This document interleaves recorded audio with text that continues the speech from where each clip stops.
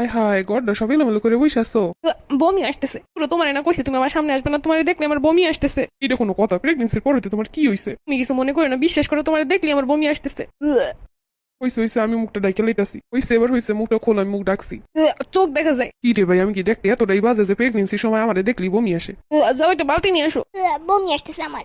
বাবাকে বলো গোসল করে আসতে, আমি বাবার গন্ধ সহ্য করতে পারতেছি না। তুমি একটু যাও তো, একটু গোসল করে আহো। আপসাই ভাই, আর কি করুন লাগবো? তাকায়ও না।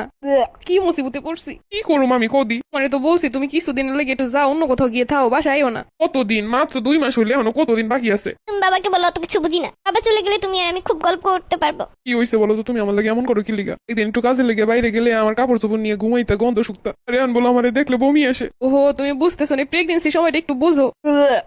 তুমি একটু দূরে সরো না। এই যে অনেক দূরে সরছি, এবার একটু বলো না কি হয়েছে, এমন করো কেন আমার লাগে? কত রকমের সমস্যা শুনছি প্রেগনেন্সির সময়, কিন্তু জামাইটা দেখলি বমি আসে এরকম সমস্যা শুনি নাই। আমি রুমে ঢুকলি নাকি তোমার গন্ধ লাগে, বমি আসে। প্রতিদিন 5 বার করে গোসল করে আসি রুমের ভিতরে। ঠান্ডা কাশি হয়েছে 5-6 দিন, কবে যেন নিমোনিয়া ধরে। রাত্রেবেলা ঘুমানোর আগে বাসায় ঢুকতে দাও না, আমি থাকলে নাকি তোমার ঘুম আসে না, তোমার পেটের ভিতর ব্যথা করে।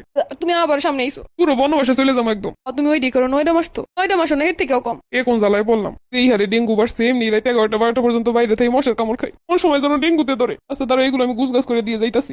বলে গুছাও না, তুমি দললে এগুলো বন্ধ হয়ে যাইবো, এরপর আমি রুমেই থাকতে পারুম না। মানুষ তো এই সময় জামাই পাশে থাকুক, সেবা করুক। ভাই আমার সিমটম আলাদা, কি করুম? বেশি দূরে যাও না, তাইলেও বমি পাচ্ছে। তুমি দরজার বাইরে সামনে রুমে বসে থাকবা। থাকলেও জ্বালা, গেলেও জ্বালা। আমি একটু যাই বাজার দিয়ে আসি, তুমি তো এমনি রুমে ঢুকতে দাও না, কি করুম একা একা? সামনে রুমে বসে থাকবা, আমি ডাক দিলে খালি রেসপন্স করবা। হ্যাঁ, আমি একাকিত্ব কাটাইলে আমার বাচ্চাও একাকিত্ব বোধ করবো। আমি কোনো রকম ভাবেই চাই না ও এখন থেকে মানসিক ডিপ্রেশনে থাকে। ভাই আগে ছিল একটা, এখন হয়েছে 2টা, কি যে জ্বালা। তুমি এমনের আগে এই জ্বালা। এই তোমার কইছি না, তুমি রাগ করবা না, হলেও আমার বমি পায় অনেক বেশি, প্রচুর মাথা ঘুরে, পেটে ব্যথা করে। ও সরি, ভুল হয়ে গেছে। হয় এখন সব দোষ তো আমার। তোমার বংশে বাতি দিতে গিয়ে যে আমার এই অবস্থা হইতেছে, এটা একটু সহ্য করতে পারো না। এই পুরুষ মানুষগুলো এই করে কই জায়গাটা দিল, কই লবণ কম হইছে না। আমার খালি নতুন জামা কাপড়ের গন্ধ শুকতে মন চায়। হ্যাঁ আবার কোন নতুন জ্বালা? আলমারির ভিতরে যা আছে বের করে দিমু। এই দূর, ওইগুলো কি নতুন? ওইগুলো তো ইউজ করছি, বাজারের নতুন নতুন ড্রেস গুলা। ও বাপাই না নাইলে দিলাম লাথি। কি কইতাছি শুনছো?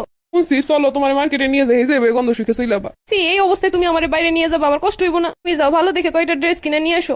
মারাত্মক সিমটম। শোনো, প্রেগনেন্সির সময় যে যা চায় তারে তা দিতে হয়, তাহলে বাচ্চা মানসিক কষ্ট পায় মায়ের সাথে সাথে। আর এই সময় মেয়েদের যদি কেউ কষ্ট দেয়, সারা জীবন মনে রাখে, এই কষ্টের কথা জীবনেও ভুলে না। তাহলে কই সারা জীবন কি করো না করো ওইটা ব্যাপার না, কিন্তু এই সময়টা যা বলি তাই কইরো।